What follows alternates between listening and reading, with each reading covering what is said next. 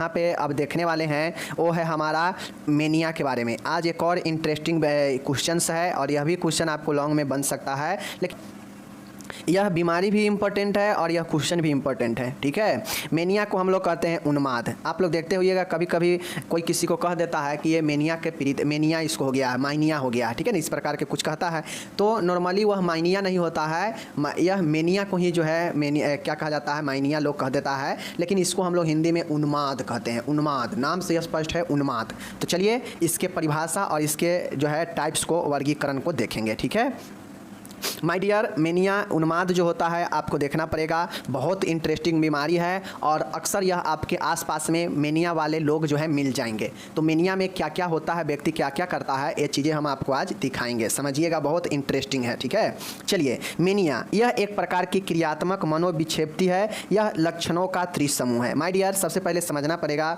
कि मेनिया एक मानसिक बीमारी है, एक मानसिक बीमार है। ठीक है, मानसिक बीमारी है। चूँकि इस चैप्टर में ही हम लोग पढ़ रहे हैं मानसिक मेंटल डिसऑर्डर के बारे में, तो कहीं ना कहीं इसमें जो भी क्वेश्चंस आएंगे ज़्यादातर जो है मानसिक बीमारी के बारे में ही होगा। तो मेनिया एक प्रकार का मानसिक मनोविक्षिप्त बीमारी है, ठीक है, जिसमें व्यक्ति का क्रियात्मक जो है, फंक्शनल जो है क्या होता है, क्रियात्मक चीज़ें जो है प्रभावित होता है मानसिक रूप से। इसमें लक्षण के मेनली 3 समूह पाए जाते हैं। व्यक्ति के अगर किसी को मेनिया होता है तो उसका जो है लक्षण में 3 समूह जो है दिखने को मिलता है, इसीलिए इसे त्रिसमूह कहा जाता है, लक्षणों का समूह, यानी 3 समूह का लक्षण इसमें देखने को मिलता है। कौन कौन सा, देखिए, यह मूड मतलब मन, यह मन या भाव दशा, ठीक है ना, भाव दशा का विकार है। पहला क्या है, यह जो है मन का या भाव दशा, इमोशनली जो है डिसऑर्डर है, जिसमें व्यक्ति की भावनात्मक उत्तेजना बढ़ी हुई होती है, जिसमें व्यक्ति का इमोशनली जो है उत्तेजना बढ़ा हुआ रहता है, घटा हुआ होगा तो वह डिप्रेशन हो जाएगा। ठीक है, बढ़ी हुई शारीरिक क्रियाएं, इसमें व्यक्ति का जो शारीरिक एक्टिविटी होता है वह बढ़ जाता है। व्यक्ति का मन बहुत ज़्यादा उल्लासित मतलब खुश और विचारों, फ्लाइट ऑफ आइडिया जो है शामिल होता है। 3 विकार होता है, 3 समूह होता है। एक होता है कि व्यक्ति का भावनात्मक उत्तेजना बढ़ा हुआ होता है, ठीक है, उसके बाद व्यक्ति का शारीरिक एक्टिविटी क्रिया बढ़ा हुआ होता है और व्यक्ति बहुत ज़्यादा खुश और उड़ा हुआ विचार का होता है। ठीक है, विचारों में उसके उड़ान होते हैं, ठीक है, मतलब बात बात पर वह अपनी बातों को बदल देता है। तो यह 3 समूह होते हैं, 3 समूह यही जो है व्यक्ति के भाव दशा को बताते हैं। तो ये नॉर्मली हम लोग समझ गए कि 3 समूह होते हैं, ये चीज़ को समझ गए। अब यहाँ पे आप लोग देखिए, अब मेन जो चीज़ें समझने वाला आता है यहाँ पे समझिए, तब जाके आपको समझ में आएगा। ठीक है, मेनिया की अवस्था में रोगी अत्यधिक प्रश्न एवं उत्साही रहता है, वह अपने दिमाग में नई नई योजनाएं बनाता है। जिस भी पेशेंट को अगर मेनिया आ गया, मेनिया एक मेंटल डिसऑर्डर है, मानसिक बीमारी है, ठीक है, तो अगर मान गया किसी व्यक्ति में मेनिया आता है तो मेनिया जो अवस्था होता है उसमें रोगी बहुत ज़्यादा अपने आप को खुशी महसूस करता है, उत्साहित महसूस करता है, ठीक है, और अपने दिमाग में, माइंड में नए नए योजना क्रिएट करता है, नए नए प्लान बनाता है। तो यह मेनिया वाले रोगी में एक प्रमुख जो है लक्षण देखने को मिलता है कि वह बहुत ज़्यादा खुश रहेगा, बिना किसी बात के, बिना किसी रीजन के बहुत ज़्यादा खुशी रहेगा, अत्यधिक उत्साह रहेगा उसका मन, और अपने दिमाग में नए नए योजना जो है बनाते रहेगा। ठीक है, ये रहता है। साथ में रोगी हमेशा डेलूजन, यह भ्रम बना रहता है रोगी का कि वह एक बड़ा व्यक्ति है। ठीक है, डेलूजन ऑफ ग्रैंडियर, मतलब उस व्यक्ति में इस चीज़ का भ्रम रहता है कि वह एक अपने आप को एक बड़ा व्यक्ति समझता है, उसे लगता है कि हम सबसे बड़ा व्यक्ति है। तो आप लोग अक्सर देखते होइएगा आपके आसपास में ऐसे व्यक्ति होता है जो बहुत डीलिंग मारेगा, बहुत बात बोलेगा। ठीक है, इसमें का जो व्यक्ति होता है ना मेनिया वाला, बहुत ज़्यादा बोलता है, बक बक बक बक बहुत बोलेगा, आप थक जाइएगा सुन के, लेकिन वो नहीं थकेगा। तो मेनिया वाला पेशेंट बहुत जो है हाई फाई दिखाएगा अपने आप को, लेकिन अंदर से मालूम चलेगा कि यह जो है शून्य है, कुछ नहीं है, लेकिन अपने आप को वह बहुत बड़ा समझता है, बहुत जो है चढ़ा बढ़ा के बोलेगा, मुहावरा पर कहावत बोलेगा, गाना गाएगा, मन उसका एकदम खुश रहेगा, बिल्कुल अति से ज़्यादा। मतलब कोई भी चीज़ अगर उत्साहित होना तो अच्छी बात है, उत्साहित होइए, बट वह उत्साहित अगर एक सीमा से पार चला जाता है, बहुत एक्सेसिव अगर आपके अंदर उत्साह आ रहा है, तो वह फिर एक मेनिया का लक्षण होता है। ठीक है, तो आपके मन बहुत ज़्यादा खुश, बहुत ज़्यादा उत्साहित भी होना जो है एक मानसिक बीमारी का जो है न्योता देता है। ठीक है ना, तो मेनिया में व्यक्ति को यह डिल्यूजन रहता है, भ्रम बना रहता है खुद के लिए कि हम एक बड़ा व्यक्ति है, जबकि ऐसा कुछ नहीं है, वह व्यक्ति शून्य है। ठीक है, उसे अपने आप को लगेगा कि हम बहुत बड़ा विद्वान है। तभी देखते होइएगा कि कुछ कुछ पागल व्यक्ति अपने आप को बहुत कुछ इंग्लिश किसी से सुन के बहुत इंग्लिश बिंग मारेगा किसी के सामने जा जाकर, गाना गाएगा, लड़की देख लेगा तो वहाँ पे गाना स्टार्ट कर देगा, ट्रेन में गाना स्टार्ट कर देगा, मतलब उसको लाज शर्म खत्म हो जाता है और बक बक बक बक हमेशा खूब बोलेगा, खूब उसका मन खुश रहता है, खूब उसका मन जो है उड़ा आइडियाज ऑफ विचार उसका एकदम उड़ा हुआ रहता है। ठीक है ना, ideas of flight of ideas, समझ गए, नई नई योजना हमेशा बनाएगा। तो ये जो है चीज़ें आपके मेनिया वाला में होता है। ओके, कोई दिक्कत नहीं। चलिए ये चीज़ें समझ गए। मेनिया के रोगी अत्यधिक बोलता है, मैंने बता दिया। वह बात बात में कहावतें कहेगा, मुहावरे कहेगा एवं शेरो शायरी का उपयोग करेगा। अब आप रोड पर आप जा रहे हैं, कोई ऐसा व्यक्ति होगा जिसको अगर मेनिया होगा तो वह आपको रोक देगा, रोक के जो है झूठ साच के बहुत बातें जो है आपसे बोलेगा, पूछेगा कि फलाना जगह जाना है, चिलाना जगह जाना है, ये करना है, वो करना है। लेकिन ऐसा नहीं होता। एक नॉर्मल व्यक्ति में भी देखते होइएगा कि मेनिया का लक्षण रहता है, वह बहुत ज़्यादा बोलेगा, समान व्यक्ति से अलग रहेगा वह। ठीक है, तो यह सब कुछ मेनिया वाले पेशेंट में होता है, जो कि एक मेनिया वाले पेशेंट में बहुत ज़्यादा जो है क्या होता है कि उसका भावनात्मक हो, शारीरिक क्रिया हो।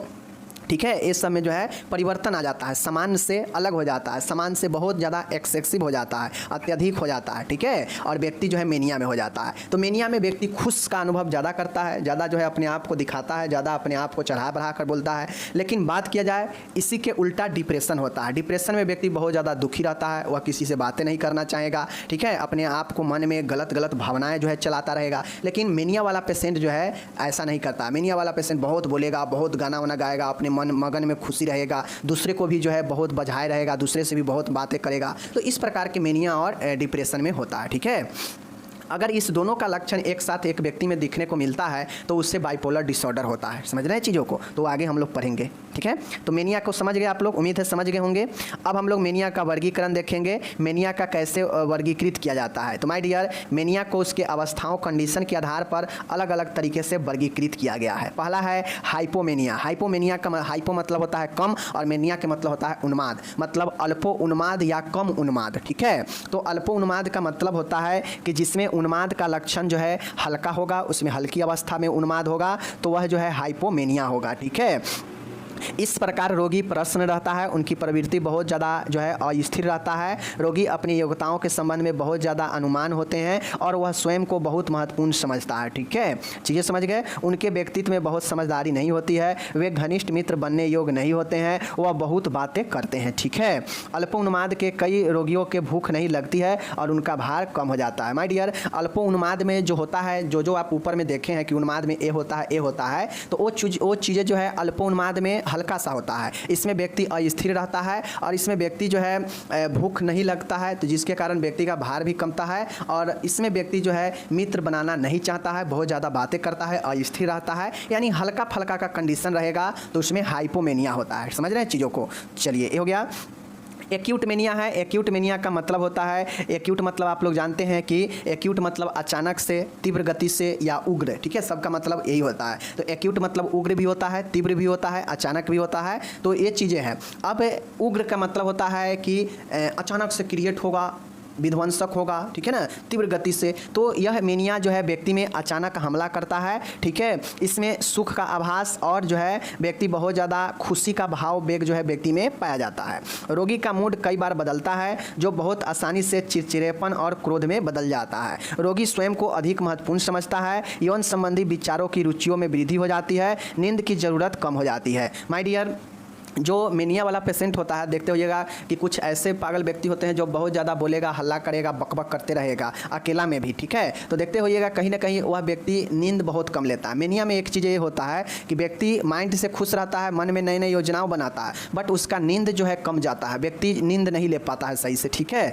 तो ये एक जो है परिवर्तन व्यक्ति में देखने को मिलता है। साथ में उसका मूड तो अस्थिर रहता ही है, उसका हमेशा विचार बदलते ही रहता है। ठीक है, साथ में वह खुश का अनुभव करेगा, उल्लास का अनुभव करेगा, ऐसा गुस्सा हो जाएगा। लेकिन इस प्रकार के व्यक्ति में देखते होइएगा कि जो व्यक्ति मेनिया वाला होगा, अगर आप उससे बात कर रहे हैं, वो आपसे बहुत बातें में आपको लपेटा हुआ है, बहुत बातें आपको कर रहा है, सुना रहा है, कहीं कहीं के बात जो कि कोई मतलब का नहीं होता है, वो अभी बकबक करते रहेगा। लेकिन अगर आप उसके बातें को काटेंगे या फिर आप बीच में बोलते हैं तो वह गुस्सा हो जाएगा, क्रोधित हो जाएगा, ठीक है, और फिर वहाँ से वह क्या होगा, चल देगा या फिर आप पर अटैक करने का सोचेगा। तो यह उग्र मेनिया में होता है, जो व्यक्ति पर अचानक हमला करता है और व्यक्ति का भाव बदल जाता है। व्यक्ति जो है बहुत ज़्यादा चिड़चिड़ा हो सकता है, क्रोध हो सकता है, और व्यक्ति का जो स्वयं के अत्यधिक महत्वपूर्ण समझने का जो क्षमता है वो और ज़्यादा बढ़ जाता है, और व्यक्ति में जो यौन संबंधी जो विचार होता है, जो इंटरेस्ट होता है, वह बढ़ जाता है। जो मेनिया वाला पेशेंट होता है ना, उसमें उसके खुशी के, उल्लास के, नए नए योजना बनाने के,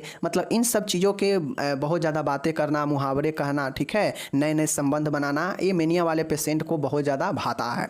इसके अलावा मेनिया वाले पेशेंट का शारीरिक रूप से बात किया जाए तो उसका नींद जो है ख़त्म हो जाता है, नींद बहुत कम लेता है, और उसके अंदर एक परिवर्तन और आता है कि उसका यौन इच्छा का जो होता है यह भी बढ़ जाता है। तो मेनिया वाले पेशेंट में ये होता है, समझ गए। तो वही जो जिसके में अचानक से अगर मेनिया प्रवेश करता है, अचानक से हमला करता है, तो उस व्यक्ति अपने आप को तो महत्वपूर्ण समझेगा ही समझेगा, साथ में वह उसके अंदर यौन इच्छाओं की रुचि और विचारों को भी आने लगता है, और नींद जो है ज़रूरत से कम हो जाता है व्यक्ति का। तो यह एक्यूट वाला अचानक से हमला करने के कारण होता है, ठीक है, ठीक है, ये चीज़ हो गया। तीसरा है डेलीरियस मीडिया, प्रलापक मीडिया। प्रलापक मीडिया जो होता है, यह व्यक्ति क्या होता है, बहुत ज़्यादा खतरनाक होता है। प्रलापक डेलीरियस जो मेनिया होता है, इसमें व्यक्ति बहुत ज़्यादा क्या होता है, विध्वंसक हो जाता है। व्यक्ति के अंदर बहुत ज़्यादा जो है क्या होता है कि बहुत ज़्यादा उसके जो है कॉन्शियस लेवल पर प्रभाव पड़ता है। व्यक्ति का मूड जो है अस्थिर हो जाएगा। व्यक्ति के अंदर जो है क्या हो जाएगा, अपने आप को महत्वपूर्ण समझने का उसके अंदर जो भ्रम है वह तो सब में होगा ही होगा, चाहे हाइपो हो, चाहे एक्यूट हो, चाहे डेलीरियस हो, ठीक है, सब में व्यक्ति अपने आप को महत्वपूर्ण योगदान, ठीक है, उससे कोई ज़्यादा जो है तेज ना है, ऐसा अपने आप को व्यक्ति में लगता ही है। तो जो डेलीरियस मेनिया होता है यह और ज़्यादा जो है खतरनाक होता है। इसमें व्यक्ति उल्लास होने के बजाय, इसमें व्यक्ति खुश होने के बजाय जो है क्या होता है, चिढ़ जाता है, उसका मन अस्थिर हो जाएगा, बेचैनी पैदा हो जाता है व्यक्ति के अंदर, और वह उदासीन हो जाएगा, सैडनेस हो जाता है, जो कि और सब में देखते हैं कि खुशी होता है, उल्लासित हो जाता है, लेकिन यहाँ पे प्रलापक में व्यक्ति उदासीन हो जाता है, ठीक है। व्यक्ति में भ्रम होने लगता है, ठीक है, उससे सुनेगा कुछ और, आप बोलिएगा कुछ और, लेकिन उससे जो है सुनाई कुछ और देगा, वह समझ कुछ और लेगा, देखेगा कुछ और, उससे जो है उसका भ्रम हो जाएगा कि हम कुछ और देखे हैं, इस टाइप से उसके अंदर गतिविधि आ जाएगा। तो जो डेलीरियस मेनिया होता है, प्रलापक जो मेनिया होता है, प्रलापक से आप लोग समझिए कि देख लीजिए यहाँ पे प्रलापक मतलब डेलीरियस, ठीक है। अब प्रलापक से होता है प्रलय, ठीक है, तो आप लोग प्रलापक वाला में प्रलय के हिसाब से लिखिएगा कि जिस पेशेंट में अगर प्रलापक मेनिया आता है तो वह एक प्रकार से प्रलय की तरह जो है करने लगता है, प्रलय मचाने की तरह, वह उदासीन हो जाएगा, अस्थिर हो जाएगा, अपने आप को बहुत ज़्यादा योगवान समझने लगता है, बेचैनी होने लगता है, उदासीनता हो जाता है, ठीक है। व्यक्ति जो है, व्यक्ति के अंदर अनेक भ्रम पाने लगता है, जैसे सुनने से संबंधित, देखने से संबंधित, व्यक्ति के अंदर भ्रम जो है आ जाता है, ठीक है। और व्यक्ति जो है ऐसा हरकत करता है जो बिल्कुल अर्थहीन होता है, जिसका कोई मतलब नहीं होता है, वह दूसरे को हत्या करने तक जो है उसके अंदर प्रवृत्ति आ जाता है, और इसीलिए इसे प्रलापक यानी प्रलय टाइप का मेनिया कहा जाता है। समझाने के लिए मैं प्रलापक से प्रलय बना दिया हूँ ताकि आप समझे कि व्यक्ति इसमें प्रलय मचाने की स्थिति में आ जाता है। तो यह मेनिया आपका प्रलापक वाला डेलीरियस मेनिया हो गया, ओके। नेक्स्ट मेनिया है मिथ्या विश्वास से संबंधित, डेलूजन मेनिया। डेलूजन मेनिया में होता है कि इसमें उत्तेजना व्यक्ति के अंदर कम होता है, एक्साइटमेंट कम होता है, स्वयं को महत्वपूर्ण और योग्य समझने का भ्रम अधिक रहता है। चौथा पॉइंट कहता है डेलूजनल मेनिया। अब डेलूजन के मतलब होता है कि मिथ्या विश्वास मतलब झूठा विश्वास, भ्रमित होना, ठीक है। व्यक्ति के अंदर डेलूजनल मेनिया में यही होता है कि व्यक्ति के अंदर एक्साइटमेंट कम होता है, ठीक है, लेकिन वह व्यक्ति ये समझता है कि हम अपने लिए अपने आप को बहुत ज़्यादा महत्वपूर्ण आदमी हैं, ठीक है, हम अपने आप को बहुत ज़्यादा योगवान हैं, और हम जो है इसी भ्रम में वह व्यक्ति रहता है, समझ गए। तो इसमें ज़्यादातर जो डेलूजनल मीडिया है, इसमें व्यक्ति को अपने लिए जो है बहुत ज़्यादा झूठा मिथ्या जो है, जो कि वह खुद को होता नहीं है वैसा, लेकिन उसको अपने लिए बहुत ज़्यादा जो है झूठा विश्वास बन जाता है व्यक्ति के अंदर। तो ये डेलूजनल मीडिया होता है, ठीक है, मेनिया। पाँचवा में है पुराना mania, chronic mania. Chronic mania होता है, आप लोग जानते हैं क्रॉनिक के मतलब होता है लंबे समय का, ठीक है। तो क्रॉनिक मेनिया मतलब होता है पुराना मेनिया। यह मेनिया व्यक्ति में जो होता है लंबे अवधि का होता है, 20 वर्ष या इससे अधिक तक रह सकता है, ठीक है। रोगी को सूखाभास की अवस्था छोड़कर चिड़चिड़ा हो जाता है। अब कोई भी व्यक्ति मान गए ज़्यादा दिन तक किसी भी खुशी की अवस्था में नहीं रह सकता है। अगर मेनिया होता है तो हम लोग जानते हैं कि मेनिया का लक्षण खुशी होना, उल्लास होना, नई नई योजना बनाना, ठीक है, एक दूसरे से हमेशा मिलजुल बातें करना, ठीक है, अपने आप को योग्यवान समझना। लेकिन अगर ये चीज़ें अगर व्यक्ति में ज़्यादा दिन तक रहे, 20 वर्ष तक या इससे ऊपर तक, तो ये चीज़ें जो व्यक्ति अपने आप को बहुत ज़्यादा अच्छा दिखाता है, खुश रहता है, यह कहीं ना कहीं उससे चिड़चिड़ापन में या दुखी में बदल जाएगा, ठीक है। तो क्रॉनिक मेनिया जो है व्यक्ति के अंदर कहाँ ले जाता है, गड़बड़ तरफ ले जाता है, चिड़चिड़ा टाइप पर ले जाता है। सुख के जगह जो है व्यक्ति को छोड़कर चिड़चिड़ा की तरफ ले चलता है। तो क्रॉनिक वाला हो गया। छठा है और आखिरी है दूसरे दर्जे का mania, secondary mania. Secondary mania का मतलब होता है कि यह उन्माद औषधियों, पैराटॉक्सिसोस, ठीक है, इन्फ्लुएंजा, मस्तिष्क शोथ, स्क्लेरोसिस तथा सेरिब्रम ट्यूमर के कारण होता है। अब ये जो ट्यूमर दूसरे दर्जे का सेकेंडरी मेनिया का मतलब होता है कि यह मेनिया व्यक्ति में अलग अलग जो है कारणों से हो सकता है, जैसे कुछ औषधि दवाई के कारण, कुछ टॉक्सिकोसिस के कारण, इन्फ्लुएंजा के कारण, मेनिंजाइटिस, मस्तिष्क शोथ के कारण, ठीक है ना। मस्तिष्क शोथ मतलब इसको हम लोग कहते हैं इंसेफ्लाइटिस, ठीक है, और स्क्लेरोसिस तथा सेरिब्रम ट्यूमर के कारण। तो यह दूसरे दर्जे के क्या हो गए, उन्माद हो गए। तो ये चीज़ें आपको कुल हमने 6 प्रकार के मेनिया के बारे में पढ़ाया। कौन कौन मेनिया हम आपको बिना देखे हुए यहीं पर बोल देते हैं, और आपको भी ऐसे ही समझना चाहिए। हाइपोमेनिया अल्प उन्माद, एक्यूट मेनिया उग्र उन्माद, ठीक है। उसके बाद हम लोग देखे हैं सेकेंडरी मेनिया दूसरे दर्जे का मेनिया, ठीक है। उसके बाद हम लोग देखे हैं क्रॉनिक मेनिया, पुराना मेनिया, उन्माद, ठीक है। इसी प्रकार से हम लोग क्या देखे हैं, डेलूजनल मेनिया मतलब मिथ्या विश्वास या झूठा मेनिया, उन्माद, ठीक है ना। तो ये सब जो है हम लोग मेनिया के कुछ प्रकार हम लोग देख लिए हैं। और एक मेनिया हमारा यहाँ पे बच गया है, प्रलापक डेलीरियस मेनिया। समझ रहे हैं चीज़ों को। तो दोनों मैंने बता दिया, 6 मैंने टाइप्स यहाँ भी पढ़ दिया। अब आप इसको दिमाग में रखिएगा तो आसानी से समझ में आ जाएगा। यहाँ पे इंग्लिश दिया गया है, इंग्लिश आप लोग इसको देख लीजिएगा। डेलूजन ऑफ ग्रेंडियर, आप सभी से क्वेश्चन में पूछ सकता है कि डेलूजन ऑफ ग्रेंडियर का जो है किस प्रकार के मरीजों में पाया जाता है। तो मेनिया वाला पेशेंट में डेलूजन ऑफ ग्रेंडियर, इसका मतलब होता है कि अपने आप को जो है उसमें एक योगवान जो है भ्रम हो जाता है कि हम सबसे ज़्यादा योगवान है, ठीक है ना। तो ये सब टाइप्स हिंदी इंग्लिश सब में दिया गया है, आप लोग देख लीजिएगा इंग्लिश वाले इंग्लिश में, ठीक है ना। अब हम लोग यहाँ पे देखने वाले हैं उन्माद के क्या क्या कारण होते हैं। उसके बाद हम लोग इसके चिन्ह लक्षण देखेंगे और चिकित्सीय प्रबंध आज नहीं देखेंगे, ठीक है, चूँकि बड़ा हो जाएगा वीडियो। तो अभी हम कारण लक्षण देखकर इसको वीडियो को स्टॉप करेंगे। और कारण लक्षण ही सबसे महत्वपूर्ण होता है। अगर कारण लक्षण आप नहीं समझते हैं तो समझिए कुछ नहीं है, और एग्जाम में भी आप जो है 0 नंबर मिल जाएगा, समझ गए। तो कारण लक्षण किसी भी बीमारी का जानना बहुत ज़रूरी है, ठीक है। चलिए, कॉज ऑफ मेनिया, मेनिया के क्या कारण होते हैं। तो माय डियर, मेनिया होने के व्यक्ति में प्रमुख और निम्नलिखित कारण हो सकते हैं। कौन कौन से कारण हैं देख लीजिए। अनुवांशिक कारण, जीनेटिक कॉज। देखिए, मानसिक रोग होने का ज़्यादा जो कारण होता है वह सब में लगभग एक समान होता है, ठीक है। थोड़ा सा दिमाग लगा के अगर किसी भी मानसिक रोग का कारण पूछेगा तो आप आराम से लिख सकते हैं, समझ रहे हैं चीज़ों को। सब में लगभग एक ही प्रकार से कारण होता है, ठीक है ना। चलिए, अनुवांशिक कारण है जीनेटिक कॉज, जुड़वा होने पर मोनोजाइगोटिक, ठीक है ना, 40 से 70% संभावना होती है। तथा माता से जैसे फर्स्ट डिग्री रिलेटिव में 5 से 10% संभावना होती है। पहला कहता है अनुवांशिक कारण, अगर मान गए जुड़वा बच्चा है, जुड़वा बच्चा का मतलब 2 भाई बहन हो गया, या दोनों भाई या दोनों लड़की ही हो गई। तो ऐसे में अगर किसी को जुड़वा बच्चा होता है तो जुड़वा बच्चा में अगर मेनिया होता है तो यह 40 से 70% कारण होते हैं कि अगर एक में मेनिया है तो दूसरे में भी हो सकता है कि मेनिया हो सके, ठीक है।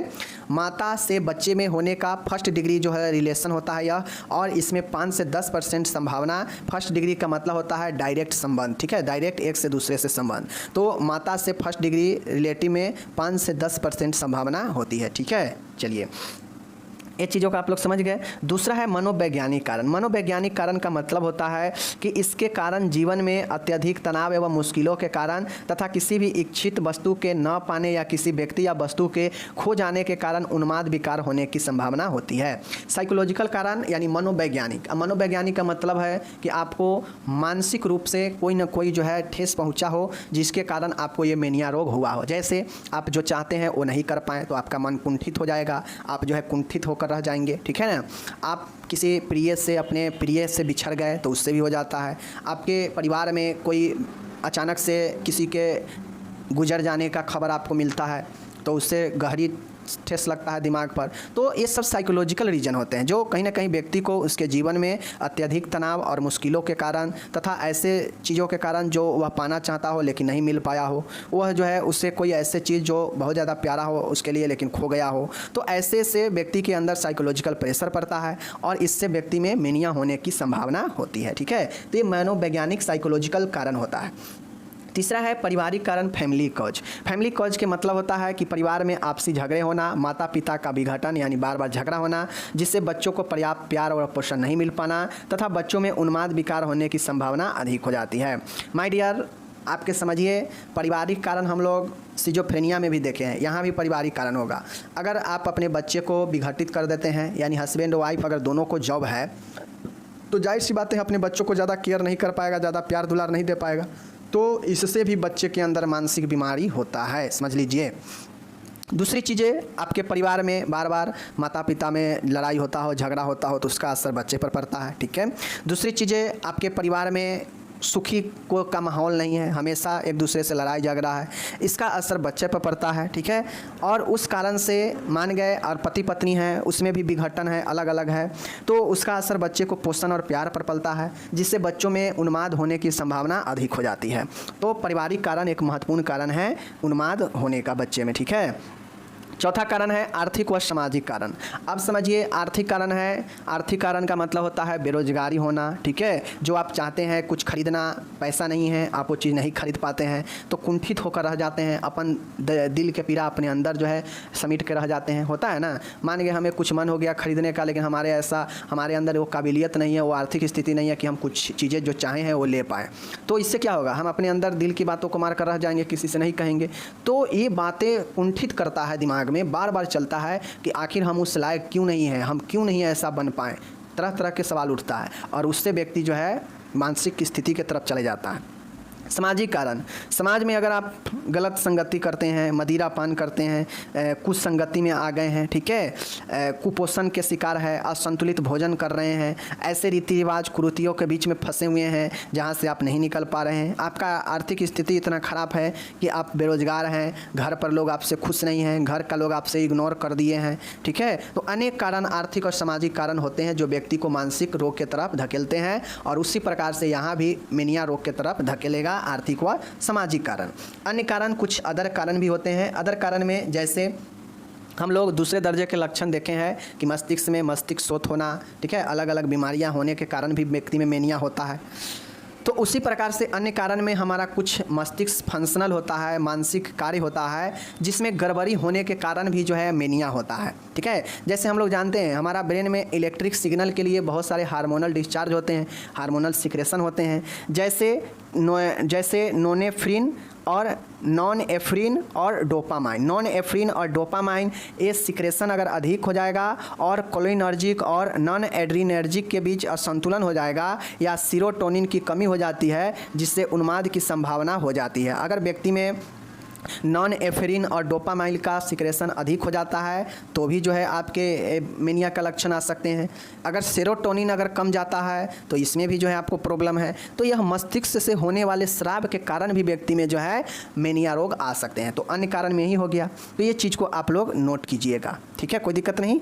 यहाँ पे अब आपका इंग्लिश दिया गया है, आप चाहें तो इसका इंग्लिश लिख सकते हैं। तो मैंने अभी आपको कारण में क्या क्या बताया है, कारण में मैंने यही बताया है पारिवारिक कारण, ठीक है, आर्थिक और सामाजिक कारण, ठीक है।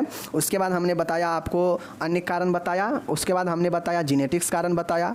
तो ये सब कारण होते हैं जिसके कारण व्यक्ति में मेनिया रोग आ सकते हैं। मनोवैज्ञानिक कारण भी होते हैं। तो ये सब चीज़ों को याद रखिएगा। अब माय डियर यहाँ पे जो लास्ट वाला है उन्माद के लक्षण, सिम्टम्स ऑफ मेनिया, उन्माद के निम्न लक्षण होते हैं। अब जो लोग अभी तक मेनिया के बारे में समझ चुके हैं उससे लक्षण के बारे में भी पता हो गया होगा कि क्या क्या लक्षण और चिन्ह होंगे, और लक्षण और चिन्ह से आप पहचान पाइएगा कि कौन से व्यक्ति में मेनिया है या नहीं है, ठीक है। तो इसको पढ़ना समझना बहुत ज़रूरी है, एग्जाम में पूछता है। तो चलिए मेनिया का निम्नलिखित लक्षण होंगे, इस चीज़ को आप लोग लिखिएगा। पहला है बिना कारण हंसना, बोलना, नाचना, गाना। मेनिया वाले जो रोगी होंगे उसमें आप लोग देखते होइएगा जाएगा बिना किसी रीज़न के। अब कोई रीज़न होता है तो व्यक्ति हंसता है, नाचता है, गाता है, जैसे बर्थडे हो गया, शादी हो गया, रिजल्ट आया, उसके खुशी में कुछ ना कुछ रीज़न होता है तो मानते हैं कि चलो भाई वो अपना खुशी का इजहार कर रहा है, नाच रहा है, गा रहा है, हंस रहा है, बोल रहा है, ठीक है। लेकिन जो मेनिया वाला पेशेंट होता है वह बिना किसी रीज़न के बहुत ज़्यादा हंसेगा, बहुत ज़्यादा बोलेगा, नाचेगा, गाएगा, ठीक है। पहला ये चीज़ें नोट कीजिएगा। दूसरा चीज़ें देखिएगा, सामान्य से अधिक खुश रहेगा। क्योंकि एक नॉर्मल व्यक्ति का जो खुश रहने का सीमा है, अगर उस नॉर्मल व्यक्ति के खुश रहने के सीमा से भी ज़्यादा अगर कोई व्यक्ति खुश हो जाता है या खुश रह रहा है तो समझिएगा कि इसमें एक्चुअल या खुशी नहीं है, या इसके मानसिक रोग का खुशी है। अत्यधिक खुशी भी सही नहीं है। तो सामान्य से अधिक खुशी रहना भी मेनिया का लक्षण है। सोने की इच्छा में कमी, जैसे ही व्यक्ति में सोने की इच्छा में कमी हुआ और बहुत ज़्यादा खुशी है, बहुत ज़्यादा जो है अपने आप को ऊर्जावान समझता है, बहुत ज़्यादा अपने आप को योगवान समझता है और उसमें सोने की इच्छा कमी आ गई, समझिएगा कि मेनिया का लक्षण व्यक्ति में आ गया। ओके। बड़े बड़े दावे यानी बातें करना, खुद को बड़ा बताना, यह मेनिया का एक महत्वपूर्ण और इम्पोर्टेंट लक्षण चिन्ह है कि व्यक्ति बड़े बड़े दावे करेगा, बातें करेगा, खुद को बड़ा बताएगा। ओके। चलिए, अपने अंदर अत्यधिक शक्ति का अनुभव करेगा। व्यक्ति के अंदर 0 पावर का शक्ति है, लेकिन मेनिया के सिचुएशन में व्यक्ति को लगता ऐसा है कि वह बहुत ज़्यादा जो है शक्तिवान, ऊर्जावान है। ओके। बहुत सारे काम को एक साथ करने की व्यक्ति कोशिश करता है, ट्राई करता है। वह हमेशा सोचेगा कि एक एक कार्य हम क्यों करें, हम सभी कार्य को इकट्ठे ही क्यों ना कर ले, ठीक है। ये चीज़ें सोचेगा, परंतु किसी भी काम को सही से नहीं कर पाएगा। व्यक्ति तो अपने आप को बहुत ज़्यादा शक्तिवान, ऊर्जावान समझेगा ही। वो समझेगा कि सारे कामों को एक के साथ हम कर लेते हैं, क्यों जाए हम बारी बारी से करने, लेकिन उससे एक भी काम सही से नहीं होगा। कैसे सही से होगा? वो तो मानसिक पीड़ित है, ठीक है ना, ओवरलोड ले रहा है लेकिन हो नहीं रहा एक भी। समझ रहे हैं? चलिए, यौन इच्छा में वृद्धि। अब जैसे ही मानसिक स्थिति उसका परिवर्तन होता है, व्यक्ति मेनिया में आता है तो व्यक्ति में यौन इच्छा भरपूर आ जाता है। व्यक्ति में बहुत ज़्यादा सेक्सुअल जो है बातें जो है कंटेंट जो है आने लगता है, ठीक है। अपनी क्षमताओं से परे खर्चे करने की इच्छा करना। अब व्यक्ति जब मेनिया में रहता है तो व्यक्ति अपने इच्छा, अपने शक्ति से बहुत ज़्यादा खर्च करने का सोचता है। समझ गए? छोटी छोटी बातों पर बेवजह गुस्सा हो जाना, विवादों या झगड़ों में पड़ जाना। अब ऐसे व्यक्ति जो मेनिया के होते हैं वह छोटी छोटी बातें होती है या बेवजह के वह किसी भी बातों पर गुस्सा हो जाएगा, छोटी छोटी बातों को बहुत गुस्सा बना देगा और विवादों और झगड़ों में बेवजह को पड़ जाएगा।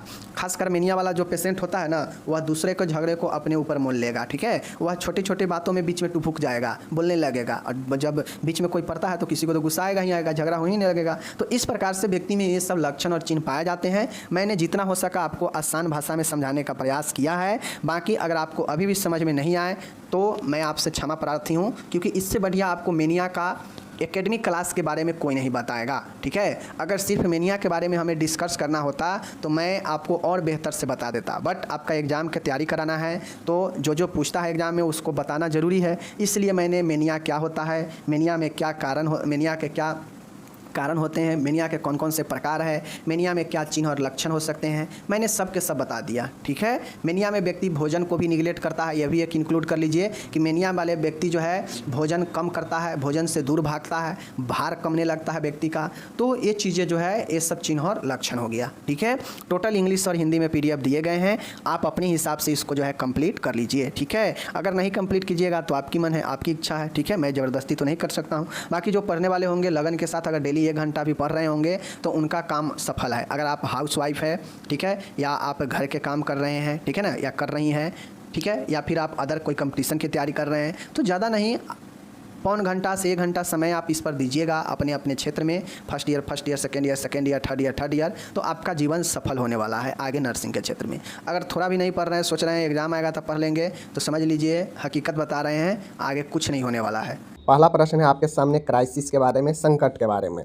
देखिए, संकट जो होता है वह एक प्रकार का स्थिति होता है जब व्यक्ति अपने आप को जो है असहज महसूस करता है, ठीक है ना, तो वह जो है संकट की स्थिति उत्पन्न होती है। संकट इसका तात्पर्य उन परिस्थिति से है। देखिए, संकट एक अवस्था होता है, ठीक है। क्राइसिस एक जो है अवस्था है, ऐसा परिस्थिति से है जिसके कारण व्यक्ति के समान कार्य बाधित होते हैं। संकट के कारण व्यक्ति को एक नॉर्मल जो उसके दैनिक कार्य होते हैं वो बाधित होते हैं, जिसके कारण व्यक्ति में क्या होता है, तनाव आता है। मान गए एक व्यक्ति है ऑफिस में काम कर रहा है। अब जो उसके कारण उसके पास इतना न ज़्यादा काम का ओवरलोड हो गया कि उस ओवरलोड काम के होने के कारण व्यक्ति अपने आप को असहज महसूस करने लगा, ठीक है, अपने आप को बहुत ज़्यादा परेशानी महसूस करने लगा और उसके कारण व्यक्ति में तनाव आ गया, भय उत्पन्न होता है, उद्वेग उत्पन्न होता है, समझ गए। और ये सारा स्थिति जो है व्यक्ति को उत्पन्न होता है तो वही संकट की स्थिति हो जाती है। यह एक प्रकार का मनोचिकित्सक का प्रकार है। अब संकट जो होता है, संकट एक प्रकार का आपका यह चिकित्सा के भी काम करता है, क्योंकि यहाँ पे व्यक्ति जो अपने आप को असहज महसूस करने लगता है तब जाके वह अपने आप को जो है ट्रीटमेंट के लिए उपाय ढूंढने लगता है। इसीलिए इसे मनोचिकित्सा का प्रकार भी कहा गया है, ठीक है, जो व्यक्ति के जीवन में उत्पन्न अत्यंत कठिन परिस्थितियों का सामना करने में सहायता प्रदान करता है। क्राइसिस जो है व्यक्ति को संकट की अवस्था में क्या होता है कि उस समय व्यक्ति अपना बाधित तो होता है, व्यक्ति के कार्य भी बाधित होते हैं, व्यक्ति के तनाव भी, भय भी, उद्वेग भी, ये सभी आता है। बट यह एक मनोचिकित्सा का प्रकार के रूप में काम करता है, क्योंकि यह व्यक्ति के जीवन में अत्यंत कठिन परिस्थिति जो आता है, जो संकट आता है, तो वह संकट की अवस्था जो है व्यक्ति को उसको कठिन परिस्थितियों से लड़ने में मदद भी करता है, समझ गए ना। मीन्स संकट और संकट की अवस्था, समझ गए। तो संकट आता है तो वह अपने साथ क्या करता है कि वह अपने साथ जो है सारे सॉल्यूशन को भी लेकर आता है, ठीक है ना। जो व्यक्ति जब सोच ले संकट के निवारण के बारे में, परेशानियों के बारे में, तो जो है वही देखिए, क्राइसिस एक प्रकार का स्थिति है, एक प्रकार का समय है जब व्यक्ति अपने आप को असहज महसूस करे, परेशान महसूस करे, उसका काम बाधित हो, जिससे व्यक्ति में तनाव आ सकता है, भय आ सकता है, उद्वेग आ सकता है, तो यही अवस्था संकट का अवस्था कहलाता है। और चूँकि संकट के अवस्था होता है तो व्यक्ति अगर सोचेगा कि मैं ये काम के बोझ को जो है छोड़ दूँ अभी थोड़ा देर के लिए, तो छोड़ने के बाद भी उसको बहुत ज़्यादा परेशानी आने लगेगा, डिप्रेशन हो सकता है, क्योंकि छोड़ने से काम और ज़्यादा बढ़ेगा ही।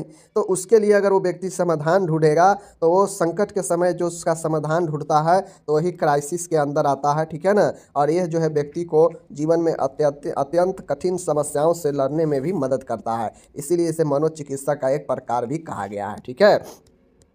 अब यहाँ पे अलग अलग जो है डिफिनीशन है, देख लीजिए। ऑक्सफोर्ड इंग्लिश से डिक्शनरी के अनुसार संकट एक समय है। संकट क्या है? एक स्थिति है, एक समय है जिसमें कोई समस्या अपने चरम स्तर पर होता है, जिसमें व्यक्ति को जो समस्या होगा वह सबसे ऊंचे लेवल का होगा एवं इस समय इसका निवारण भी आवश्यक हो जाता है। इसीलिए इसे जो है मनोचिकित्सा का प्रकार भी कहा गया है, क्योंकि इस समय एक समय है संकट, और इस समय जो समस्या अपने चरम पर होता है उसका निवारण भी जो है आवश्यक यहाँ पे होता है, ठीक है ना। इसीलिए इसे जो है कठिन परिस्थितियों में जो है लड़ने वाला कहा गया है, ठीक है। बाकी संकट के प्रकार की बात करेगा तो संकट की प्रकार में आपके सामने में है विकासात्मक संकट, डेवलपमेंट क्राइसिस। एक होता है डेवलपमेंट क्राइसिस, यह संकट जीवन की विकास अवस्थाओं में आते हैं, ठीक है। जब विकास होता है, जब व्यक्ति एक अवस्था से दूसरी अवस्था में प्रवेश करता है तो उसमें भावनात्मक, मानसिक, शारीरिक परिवर्तन आते हैं जो व्यक्ति के जीवन को प्रभावित करते हैं। तो यही जो है डेवलपमेंट क्राइसिस होता है। क्राइसिस का मतलब होता है प्रभावित करना, ठीक है ना। एक होता है सिचुएशनल क्राइसिस, यह जीवन में आवश्यकताओं और नकारात्मक घटनाओं के परिणाम स्वरूप उत्पन्न होती है। उदाहरण, तलाक, नौकरी जाना, प्रियजन का निधन। कभी कभी यह जो है आपको स्थिति काफ़ी गंभीर हो सकता है, जैसे किसी प्रिय का निधन हो जाना, नौकरी चला जाना, शादी के बाद तलाक हो जाना। तो ये सब जो है आपके सिचुएशनल क्राइसिस होता है, जो स्थिति के अनुसार जो है उत्पन्न होता है समस्या, ठीक है। तीसरा है आपका आकस्मिक संकट, देख लीजिए एडवेंटियस क्राइसिस। एडवेंटियस क्राइसिस का मतलब है कि इस प्रकार का संकट भाग्य या ईश्वर के द्वारा दिया गया होता है, जो आकस्मिक रूप से अचानक प्रकट होगा। उदाहरण के लिए प्राकृतिक विपदाएं, अपराध, हिंसा, मृत्यु। देखिए, संकट एक प्रकार का समस्या है, ठीक है, एक प्रकार का समस्या का समय होता है संकट। अब इस समस्या के समय संकट जो होता है यह तब आएगा जब आपको लगेगा कि यह सबसे जो है स्थिति जो है भयावह है, सबसे अंतिम, अब इसका निवारण जरूरी है। तो उस संकट के समय व्यक्ति निवारण भी खोजता है, इसीलिए इसे जो है मनोचिकित्सा का प्रकार कहा गया है। क्योंकि होता तो ये समस्या है संकट, लेकिन इस समय व्यक्ति निवारण भी ढूंढने का प्रयास करने लगता है, इसीलिए इसे जो है आपको लड़ने वाला, इससे जो है आपको मनोचिकित्सा का प्रकार भी इसीलिए कहा गया, क्योंकि समस्या होता है वह अपने उच्चतम बिंदु पर होता है क्राइसिस में, और व्यक्ति इस समय अपने आप को जो है छुटकारा पाने के लिए समस्या से उपाय भी ढूंढने लगता है, ठीक है ना। तो उपाय ढूंढेगा तो कहीं ना कहीं उसको लाभ मिलेगा ही, ठीक है ना। तो ये तीन प्रकार होता है, याद रखिएगा, विकासात्मक, स्थितिजन्य और आकस्मिक 3 प्रकार के संकट, ठीक है। अब इसमें लक्षण क्या होते हैं? लक्षण में जैसे आत्महत्या के विचार, व्यक्ति काफ़ी परेशान हो जाएगा तो आत्महत्या का विचार आ सकता है। व्यक्ति को नींद नहीं आना, आघात, शौक लगना, मन दुखी होना, क्रोध होना, थकान होना, ये सब जो है नॉर्मली होता है, समझ गए। भय उत्पन्न होना, ठीक है ना, भय उत्पन्न होना, पीठ में दर्द होना, सेक्स की इच्छा में कमी होना, असहायता महसूस करना, भावहीनता, समझ गए, सिर दर्द करना, मनोत्तेजक पदार्थ का उपयोग करना, तो ये सब एक संकट की अवस्था में व्यक्ति के अंदर आता है। जब व्यक्ति कोई ज़्यादा बहुत परेशान रहेगा तो उसको सिर में दर्द, भावहीनता, असहायता महसूस करेगा, सेक्स की इच्छा में कमी होगी, ठीक है, पीठ दर्द होगा, भय होगा, मनोत्तेजक पदार्थ का उपयोग कर सकता है व्यक्ति, दारू शराब, दुखी मन हो सकता है, क्रोध, थकान, आघात, नींद न आना, आत्महत्या का विचार भी आ सकता है। क्योंकि इसमें व्यक्ति परेशान होता है संकट की अवस्था में, तो वो जो है डिप्रेशन में, एंजाइटी में, ये सब में चला जाता है। और जब ये सब में चला जाता है तो आत्महत्या का विचार, सेक्स के कमी, भावहीनता, सिर दर्द, ये सब होता ही है, समझ गए ना। इसके लिए नर्सिंग प्रबंध क्या किया जाएगा आपके सामने में है। व्यक्ति को उस घटना का वर्णन करने के लिए कहे जिसके कारण संकटावस्था पैदा हुई है। नर्सिंग प्रबंध में जो व्यक्ति को जिस कारण से संकट आया है, संकट का अवस्था, वो जो है घटना के बारे में वर्णन करने के लिए कहे। व्यक्तिगत शारीरिक मानसिक अवस्थाओं का निर्धारण करे। व्यक्ति किस जो है व्यक्ति का शारीरिक और मानसिक अवस्था क्या है उसका निर्धारण करे। इस बात का पता करे कि व्यक्ति को तनाव पैदा करने वाले पहले जो है सामना किया है या नहीं। पहले इस चीज़ को भी पता करे, डिटर्मिनेंट करे कि व्यक्ति पहले जो है कोई तनाव वाले चीज़ से सामना किया है या नहीं किया है। क्या अचानक से व्यक्ति के सामने ऐसा सिचुएशन आ गया है, अवस्था आ गया है जिससे व्यक्ति काफ़ी ज़्यादा परेशान हो गया है, तो वह भी एक संकट की अवस्था होता है। यदि पूर्व में अनुकूल विधियाँ अपनाई गई हो तो उसका परिणाम का पता करें। अगर व्यक्ति अपने आप को समस्या से हटाने के लिए, दूर करने के लिए कोई चीज़ का अपनाया गया है विधि का, तो उसके बारे में पता करें कि उसका क्या इफेक्ट रहा। नई अनुकूल विधियाँ अपनाने पर परिणाम जानना। अगर नई विधियाँ अपनाते हैं ट्रीटमेंट के लिए तो उसके परिणाम जाने। आत्महत्या और साधनों का मूल्यांकन करें कि व्यक्ति जो है इसका प्रयास किया है तो कैसे किया है। व्यक्ति को निजता का बोधन कराएं, मतलब खुद के बारे में जो उसे अवगत करवाएं। व्यक्ति द्वारा नशीले पदार्थों को प्रयोग को निर्धारण करना। व्यक्ति अगर नशीला पदार्थ ले रहा है तो आप उसे निर्धारण करें कि व्यक्ति जो है कब ले रहा है, क्या कर रहा है, ठीक है ना। ध्यानपूर्वक व्यक्ति की बात सुनकर उसकी तात्कालिक ज़रूरतों को पूरा करना चाहिए, समझ गए। नर्स पेशेंट रिलेशनशिप बनाना चाहिए। 10वां है लंबी बातचीत को छोड़कर सच्ची भावनाओं को पैदा करने वाला वातावरण को प्रोत्साहित करें, समझ गए। आक्रामक और विनाशकारिक व्यवहार पर कड़ा प्रतिबंध लगाए एवं स्वीकार बातों से स्वीकार करें, ठीक है ना, शुरुआत करें। व्यक्ति अगर आक्रामक और विनाशकारिक व्यवहार बनाता है तो उसको प्रतिबंध लगाए। समस्याओं को सुलझाने में व्यक्ति की सहायता करें। व्यक्ति की समस्या नहीं सुलझने के कारण उसको संकट आ सकता है तो उसको जो है सुलझाने में सहायता करें।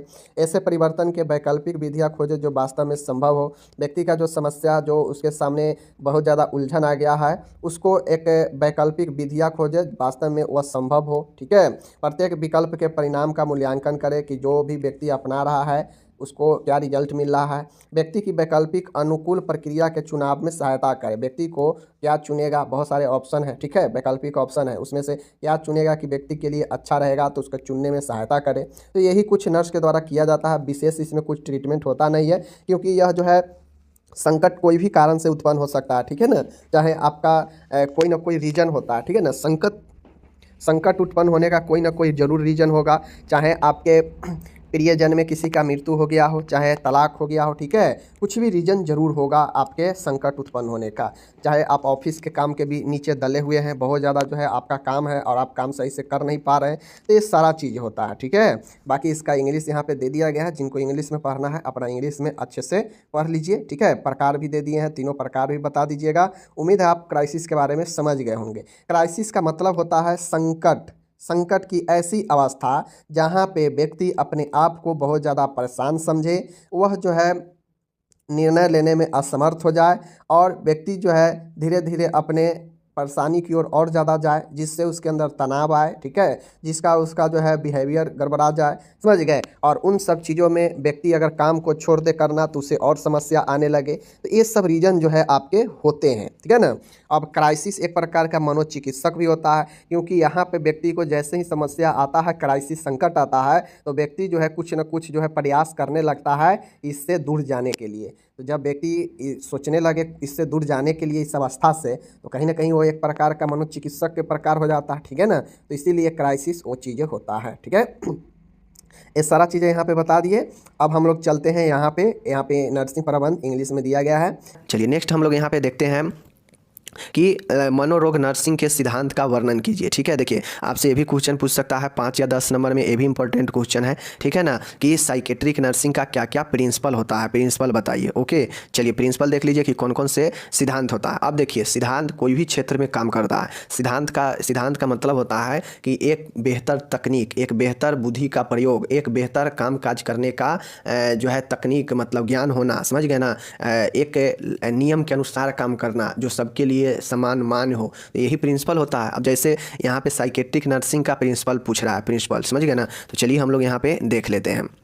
देखिए यहाँ पे स्पष्ट है, प्रत्येक व्यक्ति मूल योग्यता, क्षमता एवं सामर्थ्य आदि गुण होते हैं, ठीक है ना। इन्हीं गुणों का उपयोग करके व्यक्ति जो है अपने सिद्धांत का क्या करता है, लागू करता है। जैसे किसी में जैसा योग्यता होगा, उसके जैसा योग्यता है, उस योग्यता के अनुसार, अपने एबिलिटी क्षमता के अनुसार और अपने कैपेबिलिटी मतलब सामर्थ्य के अनुसार जो है व्यक्ति अपने प्रिंसिपल सब पर लागू होता है, ठीक है ना। उसके अंदर जैसा योग्यता, जैसा क्षमता और जैसा समर्थ होगा, वह अपने गुणों का इस्तेमाल, इन्हीं गुणों का इस्तेमाल करके वह जो है उस सिद्धांत को लागू करता है और प्रभावित करता है, ठीक है।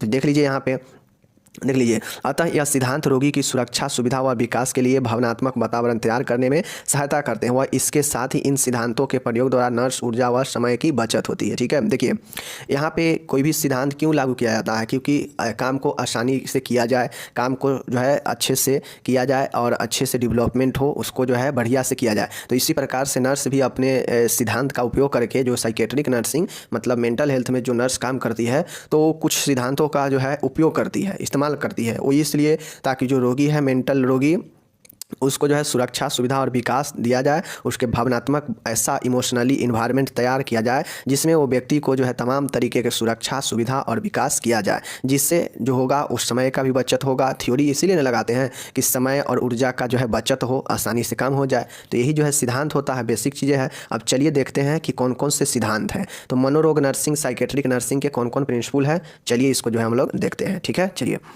देखिएगा, पहला कि रोगी को उसकी वास्तविकता स्थिति में स्वीकार करना। अब मानसिक रोगी जो होता है वह हिंसक, खतरनाक होता है, या कुछ ऐसे होते हैं जो मंद बुद्धि के होता है, नहीं बोलेगा, 10 बार बोलने पर 1 बार हूँ हाँ करेगा। तो इस तरह के भी पेशेंट होते हैं। तो आपको उससे इरिटेट नहीं होना है, एज ए नर्स उसके साथ जो है कॉर्पोरेट करना है, या उसके जो भी वास्तविक स्थिति है, चाहे वो हिंसक हो चाहे वो मंद हो, दोनों स्थिति में जो है आपको उसको स्वीकार करना पड़ेगा, यानी उसके वास्तविक स्थिति में स्वीकार करना पड़ेगा, ठीक है। नेक्स्ट पॉइंट है कि चिकित्सीय उपकरण के रूप में स्वयं की समझ को काम में लाना। अब जितने भी चिकित्सीय उपकरण है जिसके द्वारा पेशेंट को जो है इस्तेमाल लाया जाएगा, उसे पेशेंट को इलाज करने में चिकित्सीय, समझ गए ना। तो जैसे ईसीटी वगैरह क्या है, एक उपकरण ही है, और सारे उपकरण होते हैं जिसके द्वारा डायग्नोसिस से लेकर हर एक चीज़ में उपयोग लाते हैं उपकरण को, ठीक है ना। तो वैसे उपकरण को समझ होना चाहिए जिससे इसे उपयोग में लाया जाए, काम में, ठीक है ना। तो ये दूसरा पॉइंट है, ठीक है। तीसरा पॉइंट है कि रोगी में सुरक्षा की भावना बनाए रखने के लिए सतत व्यवहार करना, ठीक है ना। अब रोगी के साथ ऐसा व्यवहार करें कि रोगी को लगे कि हाँ हमें सुरक्षा मिल रहा है, उसमें ऐसा जो है सुरक्षा का भावना जो है तैयार करना, ऐसा बनाना जिससे जो है उससे व्यवहार जो है व्यक्ति को सुरक्षा प्रदान करने के लिए हो। तो वही है तीसरा पॉइंट कि रोगी में सुरक्षा की भावना बनाए रखने के लिए सतत व्यवहार करना, ठीक है ना। मतलब एक जो है अच्छा सा व्यवहार, समझ गए ना, एक समान व्यवहार जो है बनाए रखना ताकि पेशेंट को लगे कि हाँ जो है हमें सुरक्षा मिल रहा है, ऐसा भावना उसमें रहे, ठीक है। तीसरा पॉइंट हो गया। चौथा पॉइंट है, देखिएगा कि रोगी को स्वीकारात्मक तरीके से विश्वास प्रदान करना। रोगी को जो है विश्वासी बनाना, उससे जो है स्वीकार कर सके चीज़ों को, वैसा विश्वास जो है प्रदान करना, ठीक है ना। तो रोगी को स्वीकारात्मक तरीके से विश्वास प्रदान कर, मतलब ऐसा विश्वास प्रदान करे, उसको ऐसा विश्वास दिलाए कि वो जो रोगी है वो उससे स्वीकार कर सके, ठीक है। चलिए नेक्स्ट देखिएगा कि रोगी में व्यवहार में बदलाव भावनात्मक अनुभवों के आधार पर लाना, ठीक है ना। रोगी के बिहेवियर, चूँकि यह मेंटली साइकेट्री के क्षेत्र है, तो यहाँ पे उसके व्यवहार को चेंज किया जाता है। व्यवहार को चेंज जो है उसको इमोशनली एक्सपीरियंस के आधार पर उसे व्यवहार में जो है बदलाव लाने का प्रयास करना, ठीक है। तो ये 5वां चीज़ हो गया।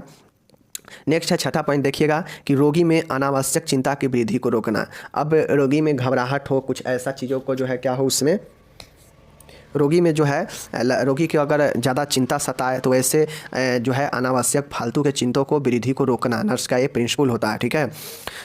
उपचारात्मक एवं यथार्थवादी नर्स रोगी संबंध को बनाए रखना। अब आप लोग TNPR भी आज आप लोग देखेंगे, TNPR नीचे जो है हम डिटेल में पढ़ाए हैं, ठीक है ना, थेरेपेटिक नर्स पेशेंट रिलेशनशिप। तो जो उपचारात्मक और यथार्थवादी जो नर्स रोगी के संबंध होता है उसको जो है बनाए रखना, ठीक है ना। उसके बाद देखिएगा यहाँ पे नेक्स्ट है 8वां पॉइंट है कि रोगी के व्यवहार को समझने हेतु वस्तुनिष्ठ व और निर्णायक दृष्टिकोण रखना, ठीक है ना।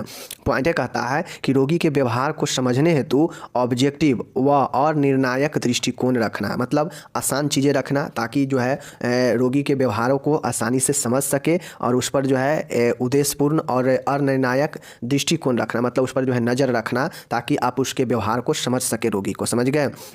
नेक्स्ट पॉइंट है देखिएगा, शारीरिक और मौखिक दबाव से यथासंभव बचे। अब पेशेंट को जो है आपको फिजिकली या जो है शारीरिक दबाव या मौखिक दबाव, ओरली दबाव जो है देने से बचे, मतलब उस पर प्रेशर ना डाले, ठीक है ना। नेक्स्ट है मनोरोग विज्ञान नर्सिंग में रोगी के व्यवहार व उसके कार्यों को समझने का प्रयत्न करें, ठीक है ना। अब मनोरोग नर्सिंग विज्ञान में रोगी का जो भी बिहेवियर, जो भी कार्य होगा उसको जो है समझने का प्रयास करें, प्रयत्न करें कि रोगी जो है कैसा काम, कैसा बिहेव कर रहा है, समझ गए। चलिए नेक्स्ट पॉइंट यहाँ पे देखिएगा, रोगी को ज्ञान स्तर के अनुसार उसकी देखभाल में काम आने वाली विधियों उससे समझाई जानी चाहिए। अब जो ऐसे रोगी है जो मेंटली रूप से थोड़ा प्रॉब्लम है, उसको जो है रोगी के जितना भी ज्ञान है उसके ज्ञान के अनुसार जो है उसको में काम आने वाले उन सभी विधियों को उसे समझाना चाहिए, जिससे उसको काम आए और वो ज्ञान, और वो अपने ज्ञान के इस्तेमाल करके अपने मेंटली प्रॉब्लम को दूर कर सके, ठीक है ना। नेक्स्ट पॉइंट और आखिरी पॉइंट है देखिएगा यहाँ पे 12 नंबर पॉइंट है कि नर्स द्वारा रोगी की देखभाल के समय नर्सिंग के मूल सिद्धांतों का पालन करना चाहिए, ठीक है ना। अब नर्स द्वारा रोगी को जब देखभाल दिया जा रहा हो तो उस समय नर्स को जो है नर्सिंग के जो फंडामेंटल थ्योरी है, राइट्स है, उसको जो है पालन करना चाहिए। तो ये कुल 12 पॉइंटें हैं जो कि नर्स जो है साइकेट्रिक नर्सिंग यानी मनोरोग नर्सिंग का सिद्धांत है, ठीक है। अगर जिनको भी लगता हो कि अभी हम एक बार में नहीं समझे हैं तो वो बैक चल जाए और फिर से एक बार शुरू से उसको देख ले, एक बार रिपीट करके, समझ गए। चलिए।